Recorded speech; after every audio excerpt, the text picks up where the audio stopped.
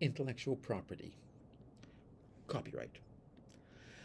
A copyright is a legal monopoly over the expression of an idea. Copyright applies to writing, art, music, videos, computer programs, and other expressions of ideas. TRIPS says, and most of the world agrees, that copyright is an automatic right. You don't need to register your creative expression with any country's government. You don't even need to put that famous Circle C on your expression. Original expression itself generates copyright. Copyright is a monopoly to exclusively use your expression for a specific length of time.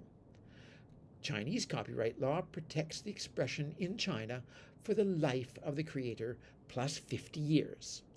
That same automatic principle protects that same expression in the US, Russia, and much of Europe for the life of the creator plus 70 years. So the rules differ slightly in different countries, but the structure is the same. Does copyright work in China? Yes, sort of. In Imperial China, there was no copyright. Widespread printing, rote learning, the exam system, and styles of literary expression reinforced the rueful old saying that all essays under heaven are just massive plagiarism. Creative expression gave no monopoly. As the rules of the old imperial Chinese game were unraveling, in the late 19th century, no royalties were paid to those foreigners whose scientific, technological, and literary works were being translated into Chinese. And it was perfectly legal, because law is national, and the nation of China at that time had no copyright law.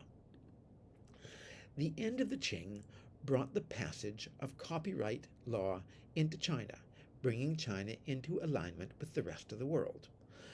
Those laws, with minor changes, remain on the books of the People's Republic of China today. When the CPC came to power in 1949, it recognized the great importance of publishing in its effort to mold a new society.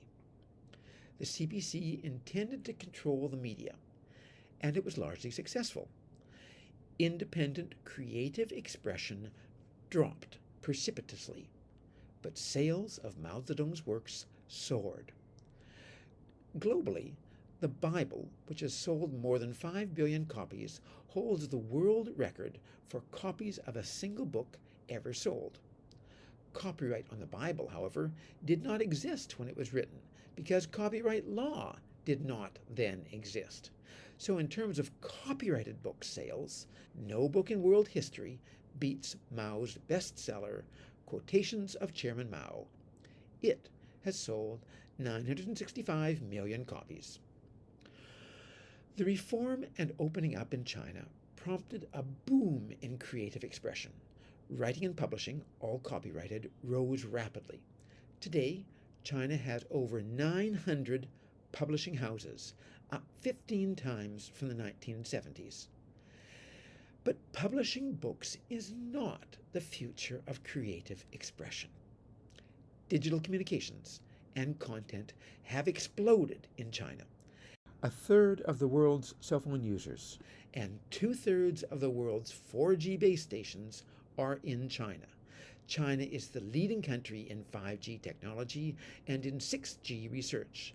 Vast flows of naturally copyrighted creative expressions, blogs, videos, novels, music, movies, games, coding, programs, etc., course through these digital pipes, training, enriching, and entertaining young and old, rich and poor, urban and rural. Anti-CPC content, anti-Chinese content, and pornography are all censored, but the rest of creative expression is produced in unfettered supply to meet market demand.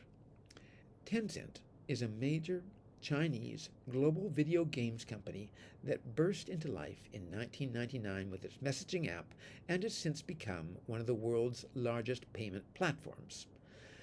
Tencent's IP is mainly copyrights of its own creative expressions, and Tencent also hosts user-generated content on its platforms.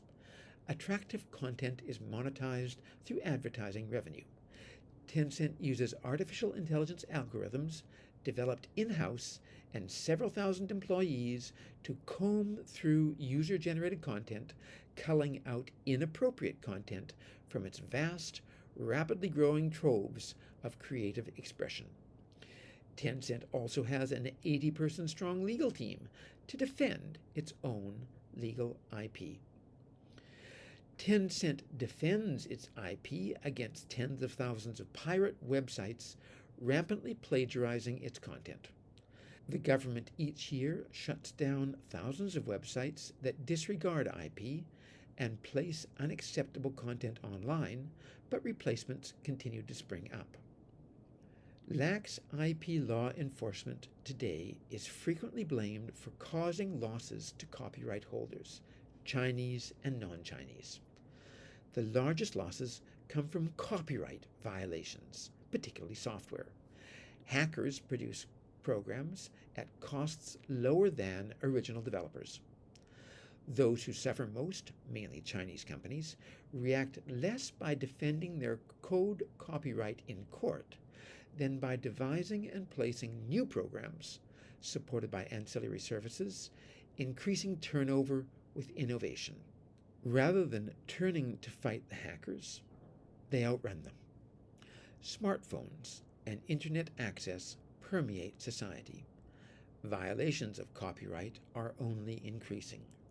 Creative expression itself involves copying, bending, blending, and breaking the creative expressions of others.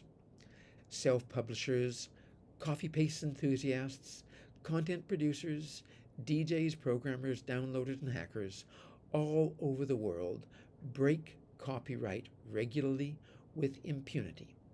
In China and in the rest of the world, if you have copyright IP, you take legal action against copyright infringers only if they are readily identifiable, rich, and careless, and only if your copyright is valuable relative to the costs of prosecuting the alleged infringers.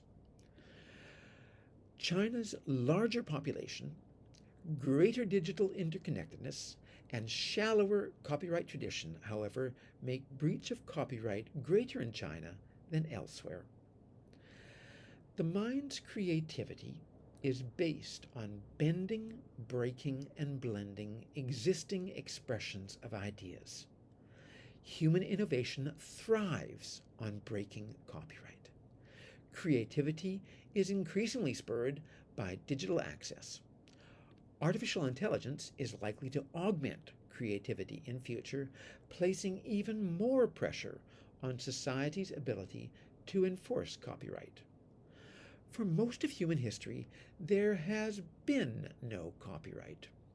Copyright will certainly change in future, in China and elsewhere, as the world evolves.